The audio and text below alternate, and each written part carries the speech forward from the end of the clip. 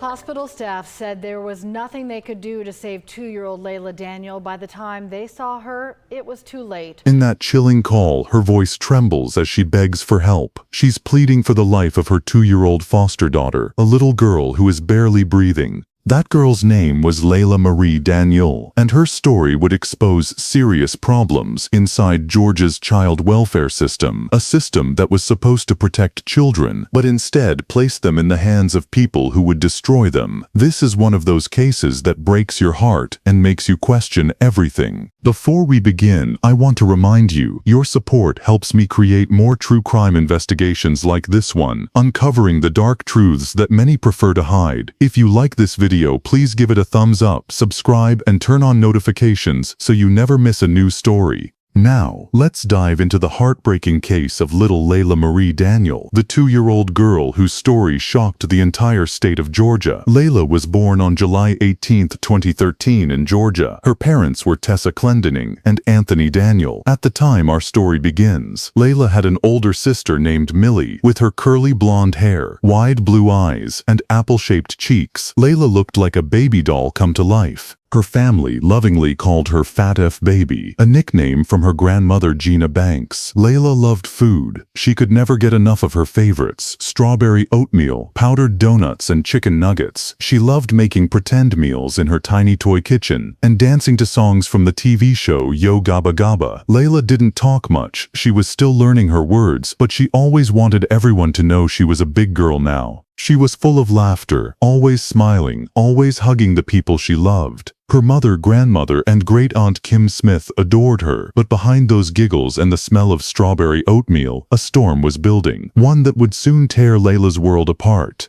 Leila's mother, Tessa, didn't have an easy life. She grew up in foster care after being taken away from her own parents. That's where she met a girl named Jennifer Hall, the same Jennifer who would later play a major role in this story. Jennifer's childhood wasn't any easier. Her family often lived on the streets, sometimes in tents, sometimes in cars. When she was 9 years old, Jennifer was placed in foster care, where she and Tessa ended up living in the same group home. They weren't close, but they knew each other. Two broken kids in a broken system. Years later, their paths would cross again in a way neither of them could have imagined. In October 2011, Tessa gave birth to her first daughter, Millie, with her then-boyfriend Jacob Place. A year later, she started dating Anthony Daniel, who would become the father of her second daughter, Leila. 9 months after their relationship began, Leila was born. During Leila's first year, she and Millie lived with their mother, but life wasn't stable. The Georgia Department of Family and Children Services visited the family's home at least 4 times between September 2013 and August 2014, investigating reports of possible child neglect or abuse. After the last DFCS visit, Tessa moved with her daughters to North Carolina. Records showed her change of address, and so the case in Georgia was officially closed.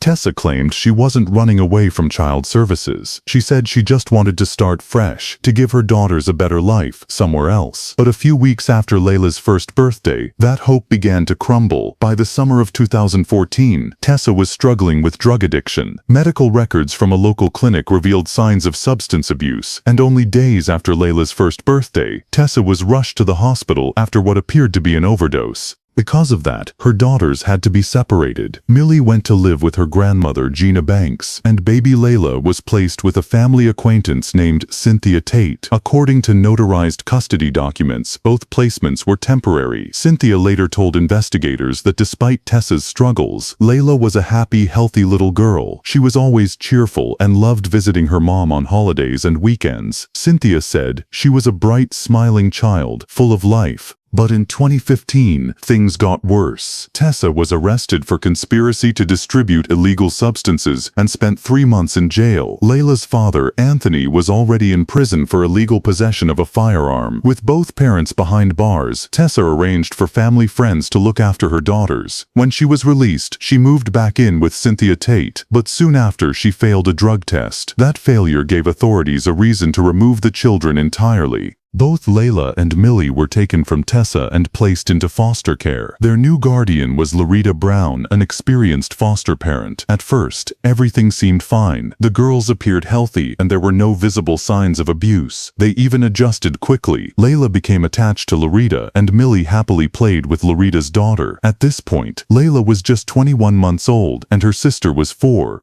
They had already lived in several foster homes, each one promising safety, love, and stability. But to child welfare officials, none of those homes were considered ideal. The agency kept moving the girls from one placement to another, claiming it was for their well-being. But every move made them more confused, more disconnected from the people who loved them. Tessa, meanwhile, was trying to rebuild her life. She admitted she wasn't stable, but she never stopped fighting to get her daughters back. She attended parenting classes, met with caseworkers, and stayed involved in every step of the process. But despite her efforts, her little girls were about to land in the hands of people far worse than anyone could have imagined. Tessa wanted nothing more than to get her girls back. She didn't give up her parental rights. She believed that once she finished rehab and turned her life around, her daughters would return home where they belonged. But while Tessa was fighting her demons, someone else was watching from the outside. That person was Jennifer Rosenbaum, a woman who claimed she only wanted to help. Jennifer reached out to Tessa through social media. She told her she had seen the girls and wanted to take care of them until Tessa was ready again.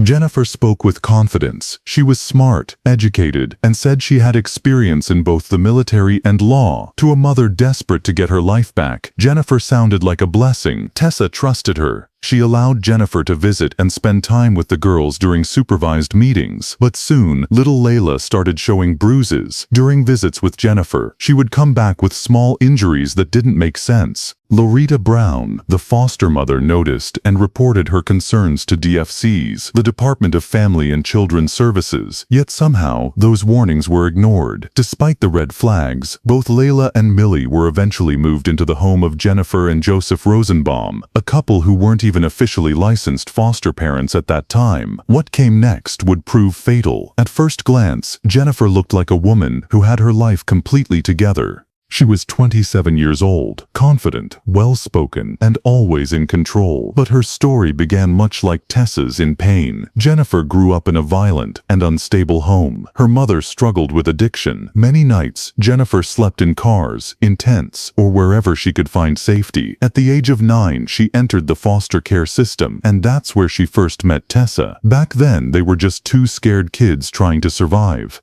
Neither of them could have imagined their lives would one day collide again in such a dark way. Jennifer's behavior in foster care wasn't easy to handle. She had a temper and often got into fights. Her file was full of complaints about aggression and anger issues. But over the years, she managed to rebuild her image, at least on the surface. She graduated high school, joined the U.S. Army, and later went to college. After that, she attended law school and earned her degree. She was confident and ambitious, a woman who presented herself as a fighter for justice, someone who wanted to make the world better. Her story inspired people. She became a local figure with supporters who admired her for overcoming hardship. She even appeared on a few television programs and later worked in the district attorney's office. To most, Jennifer looked like a success story, a survivor who turned her life around. But behind closed doors, her need for control and power had never gone away. In 2009, Jennifer married Joseph Rosenbaum, a man she had known since they were both minors in foster care. Joseph worked as a corrections officer and was described as kind and calm, the opposite of Jennifer. He also suffered from cystic fibrosis, a severe lung disease that limited his life expectancy and made him infertile. On social media, Jennifer used their situation to build a heroic image.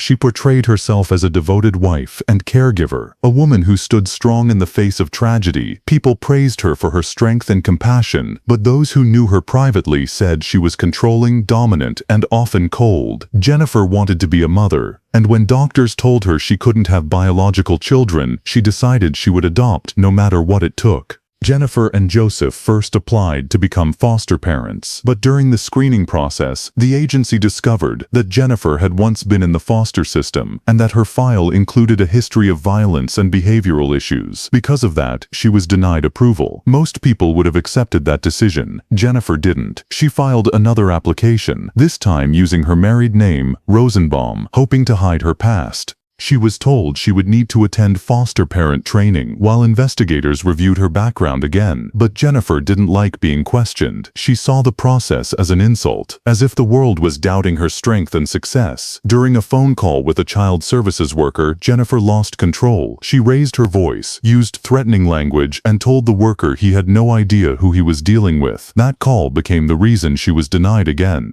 Then, in April 2015, something unexpected happened. Jennifer was in court for her regular legal work when she recognized a familiar face, Tessa's grandmother. The woman had once given Jennifer a place to stay when she was a homeless teenager. That moment of recognition triggered something inside Jennifer. She secretly used her position in the legal system to look up the case file, violating confidentiality laws. There, she found every detail about Tessa, Leila, and Millie. She learned about their removal from Tessa's custody and about their current placement in foster care. Jennifer now saw an opportunity, a way to finally become a mother and build the perfect image she'd always wanted. She reached out to Tessa online, pretending it was just an innocent reconnection between old friends. She told Tessa she'd heard about her situation and wanted to help. Jennifer said she could give Leila and Millie a safe, loving home, at least until Tessa got back on her feet. She spoke with kindness and empathy, telling Tessa that she understood what it felt like to be broken and lost, and Tessa believed her. At that point, Jennifer's life seemed perfect from the outside. She was in her third year of law school, working in a respected legal office, married to a man everyone admired for his courage, and preparing to run for a position on the county commission. She had a steady income, a beautiful home, and a spotless public image. To Tessa, it felt like fate, maybe even a miracle, that someone like Jennifer would want to care for her daughters. Tessa felt thankful. She felt relief. She thought her little girls were finally going to have stability, love, and safety. But she had no idea that by trusting Jennifer Rosenbaum, she was sending her daughters straight into danger. Tessa truly believed that Jennifer's home would give her daughters the life she could not. Everything about Jennifer looked perfect. A stable job, a beautiful house, and a loving husband. So, without hesitation, Tessa contacted the social worker and requested that her daughters be allowed to visit the Rosenbaums. Soon, Leila and Millie began visiting their new home. Leila was only 2 years old.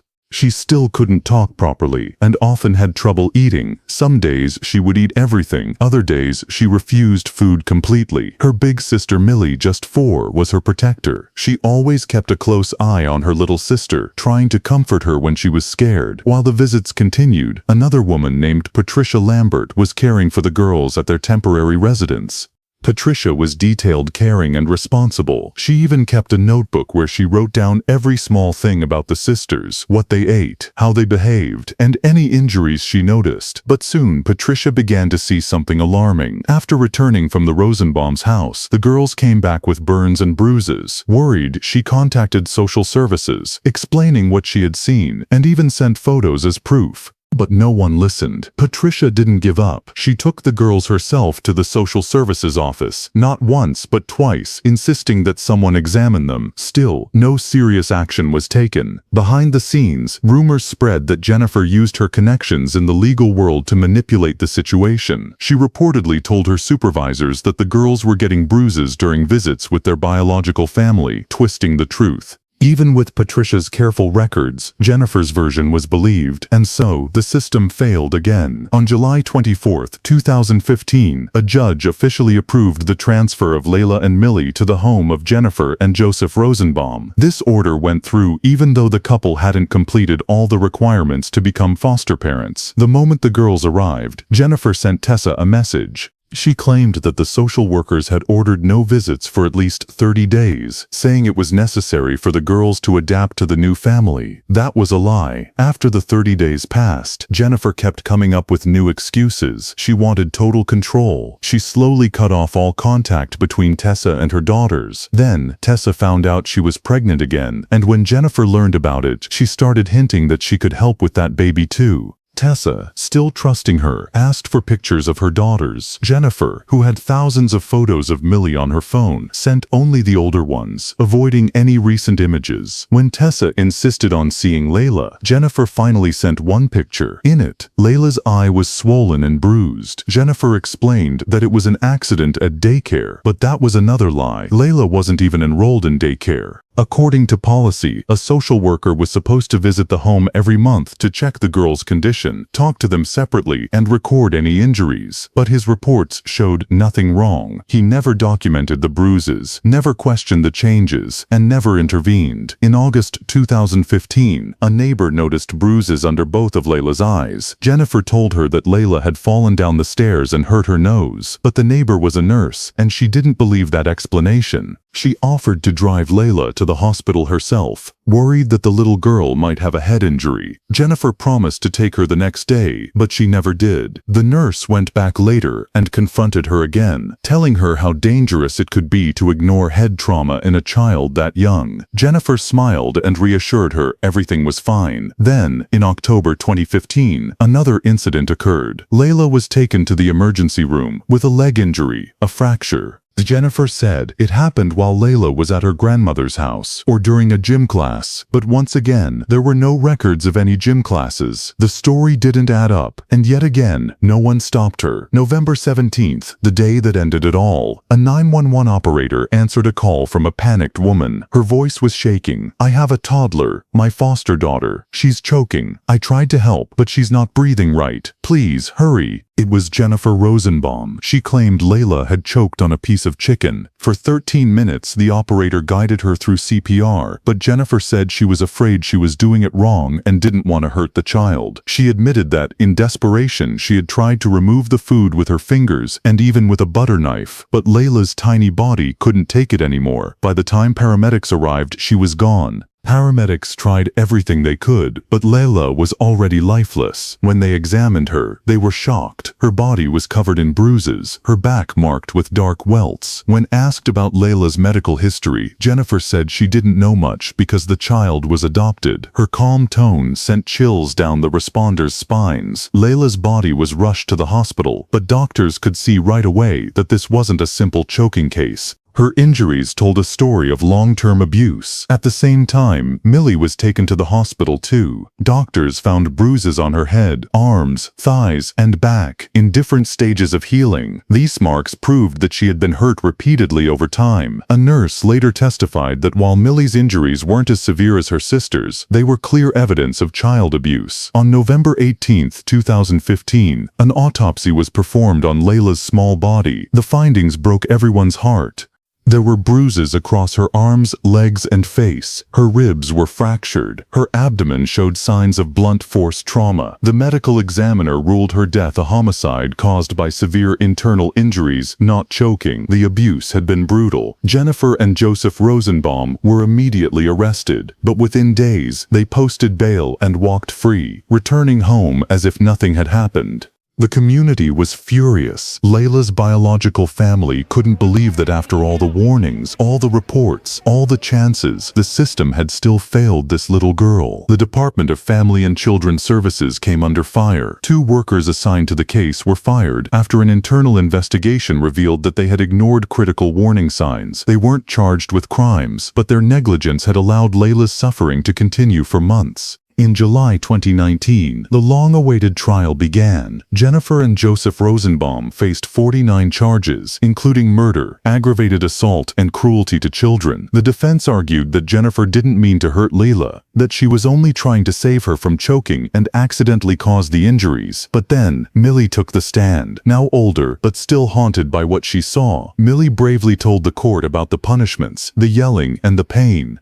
She described how Jennifer would hit them, force them to eat until they threw up, and punish them for the smallest things. Her words broke the courtroom. Even the prosecutors had tears in their eyes. Finally, in October 2019, the verdict was read. We, the jury, find the defendant, Jennifer Michelle Rosenbaum, guilty. We, the jury, find the defendant, Joseph Michael Rosenbaum, guilty. Jennifer was sentenced to life in prison plus 40 years. Joseph received 50 years with 30 to serve behind bars, and the rest on probation. Jennifer tried to appeal the sentence, claiming her lawyer didn't defend her properly. But in March 2023, the Georgia Supreme Court rejected her appeal. Justice, though delayed, had finally come. The death of little Leila Marie Daniel and the suffering of her sister Millie exposed deep cracks in Georgia's foster care system. It showed how children can fall through the cracks and how a single failure can destroy innocent lives. People across the state demanded reform, new oversight laws, and better protection for children in care. But for Tessa and Millie, no change could erase the pain of what they lost. Leila was only 2 years old, a happy, smiling baby who loved donuts, chicken nuggets, and her toy kitchen. She never got the chance to grow up, to speak her first full sentences, or to feel safe again. Her story became a reminder that behind every file, every form, and every court order, there is a child whose life depends on someone doing their job. Thank you for watching this heartbreaking story. If you believe more people should know about Leila Daniel's case, please share this video, leave a comment with your thoughts, and let me know what you think about the system that failed her.